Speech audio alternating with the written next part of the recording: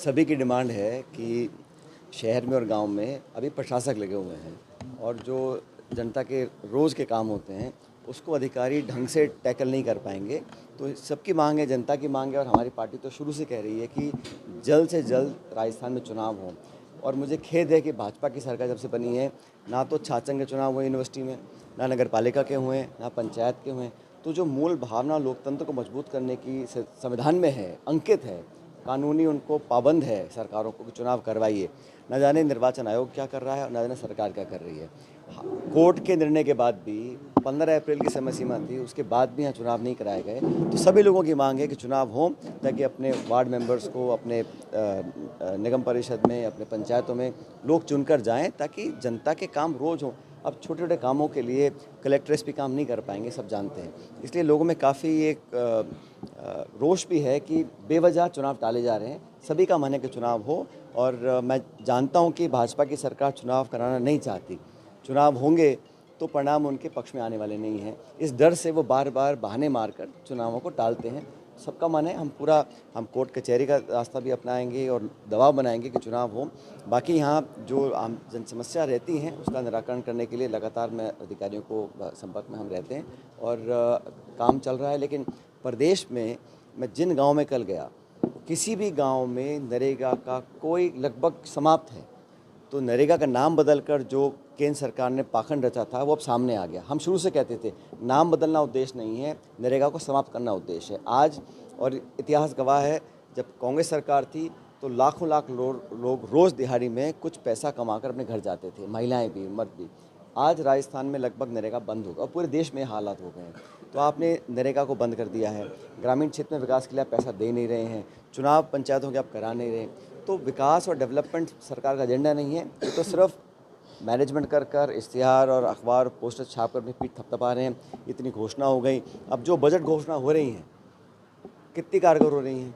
4 लाख नौकरी की बात पहले बजट में की थी, अब 2.5 साल पूरे हो गए हैं, कितने लोगों को नौकरी मिली है। तो सरकार की जो काम करने का तरीका है वो जनता के हित में नहीं है, सब देख चुके हैं। लेकिन हम पूरा दबाव बनाएंगे कि सरकार मजबूर होकर लोगों के काम करे। देखिए सर, वो विधानसभा क्षेत्र ऐसे हैं मदन भाई, कई विधानसभा क्षेत्र ऐसे हैं जहाँ से विधायक कांग्रेस से चुन के आए हैं या फिर सांसद कांग्रेस है, तो वहाँ पर राज्य सरकार क्या बजट नहीं दे रही, किस तरह के काम का झटके हैं? बिल्कुल स्पष्ट है भाई, इसमें कोई किसी को दोहराई नहीं होना चाहिए। अब हमारे विधानसभा क्षेत्र में इतने सारे प्रोजेक्ट हैं जो हमारे कार्यकाल में हमने बनाए थे।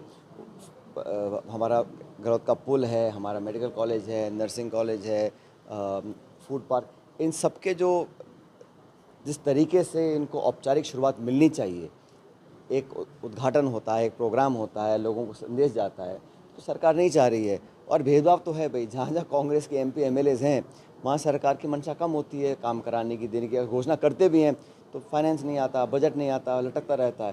तो ये पक्षपात तो होता है, लेकिन ठीक है, राजनीति है, अपना समय है, उनका 2-2.5 साल का बचा है, वो मर्जिया जो करें। लेकिन जनता के बीच में हमारे जनता, हमारे कार्यकर्ता सारी बातें जानती हैं, समझती हैं। लेकिन विकास के दृष्टिकोण से इस क्षेत्र में हम कोई कमी नहीं आने देंगे, ये जनता इस बात को जानती है। मैं तो हर बार ही बोलता हूँ, अभी आज अगले 2-4 हफ्तों के अंदर भारी किल्लत होने वाली है, हर प्रदेश के हर कोने में होती है। तो सरकार को एहतियात बरत कर पहले से ही करनी, जैसी planning, water supply, tank, water distribution, पाइपों की मरम्मत, और अधिकारियों को पहले सचेत करना पड़ेगा कि 2 महीने कैसे टैकल करें इसको। उम्मीद करता हूँ कि प्रशासन इसको गंभीरता से लेकर कार्रवाई करेगा। देश वाले समाज के लोग आपसे मिले हैं, किस तरह की बात हुई रही है? अपने इलाके के क्षेत्र के विकास की बातें करी हैं, जो जो उनको दिक्कत कठिनाइयाँ आती हैं उसके बारे में चर्चा करी है। और मैंने कहा कि हम कोई कमी नहीं आने देंगे, सबको साथ लेकर चलेंगे और किसी को कोई परेशानी की जरूरत नहीं है। कई दिनों से नगर निकाय जो है, पंचायत चुनाव नहीं हो रहे हैं, जनता और प्रशासन के बीच जनप्रतिनिधि की कड़ी होता है, क्या अक्सर सही हो रही है? अभी तो मैंने कहा आपको कि जब तक चुनाव नहीं होंगे तो वो प्रतिनिधि आएंगे कहाँ से। अब जब अधिकारी चल रहे हैं, बेचारे वो कमरों बैठे बैठे कहाँ, क्यों गांव में जाएंगे, क्यों ढाणी में घूमेंगे वो लोग, उनको थोड़ा वोट लेना है किसी का, वो तो अपना टाइम निकाल रहे हैं। लेकिन जो पब्लिक के सरपंच है, प्रधान है, प्रमुख है, वार्ड मेंबर है, सीआर है, डीआर है, वही लोग तो करते हैं, जन सुनवाई करते हैं, जनता के काम करते हैं।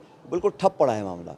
तो इसका बहुत एक नकारात्मक इफेक्ट पड़ रहा है पूरे क्षेत्र, पूरे प्रदेश में। तो सरकार को अपनी जिद छोड़कर और हार के डर से बाहर निकलकर चुनाव कराने चाहिए। मुस्लिम धर्मगुरुओं से चर्चा की आपने, तो क्या किस तरह की सबने दुआ करिए, अमन चैन बना रहे, सबको साथ लेकर चलें और विकास सबका हो और किसी में पक्षपात ना हो, ये सब में धन्यवाद। Thank you.